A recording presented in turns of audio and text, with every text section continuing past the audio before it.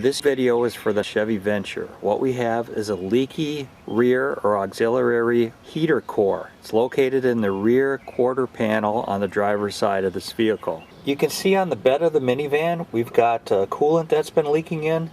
We've had this coolant smell for about 6 months, and finally it leaked enough where we could determine where the leak came from.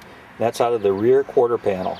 Here's the rear of the Chevy Venture. This is a 1997 model. I've already removed the quarter panel here, so you can see on the inside the heater core is located underneath this trim board down here at the bottom.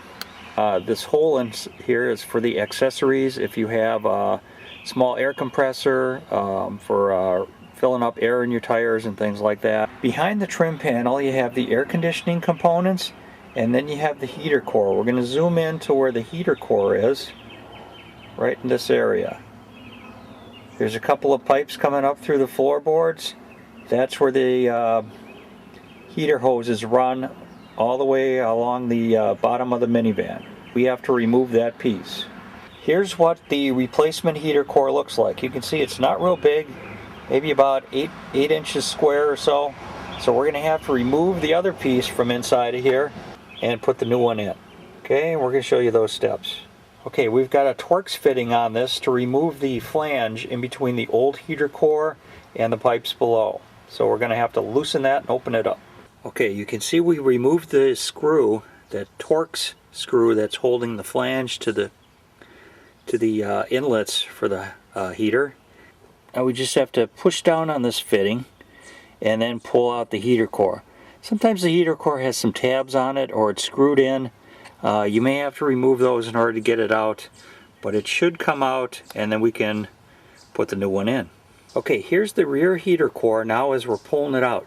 You can see it just slides out of the small compartment right here, and once you pull it out you slide the new one back in and hook it up over these inlets down here on the bottom. Make sure that they have their O-rings on before you put the new heater in. Okay, we've got the old heater core out. You can see the inlet and outlet that travel underneath the van itself. And here's where the new heater core will go once we put it in. Here's our old heater core. You can see it's a little rusty on the bottom. And then here is the new heater core that we just ordered. And it looks like it should fit in pretty much the same dimensions. Let's hope so, because it's a small compartment, so if it doesn't fit in, we've got problems. Let's see how it goes.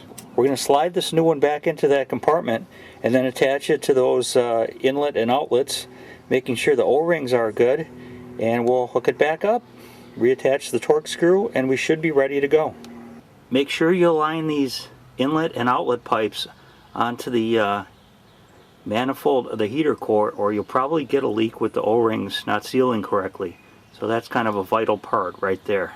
Okay, so once again we're reattaching the flange with the heater core manifold and to the inlet and outlet pipes. Again, make sure the O-rings were lined up and then tighten it down to make sure there aren't any leaks. Okay, the new heater core is in place, everything's been reattached, and that's how you finish up the job. We'll check for leaks, and then after we're done we'll reattach this plastic trim. Make sure everything gets back in place. That's it for how to replace the rear auxiliary heater core on a 1997 Chevy Venture, Oldsmobile Silhouette, Pontiac Transport, and some Pontiac Montana models.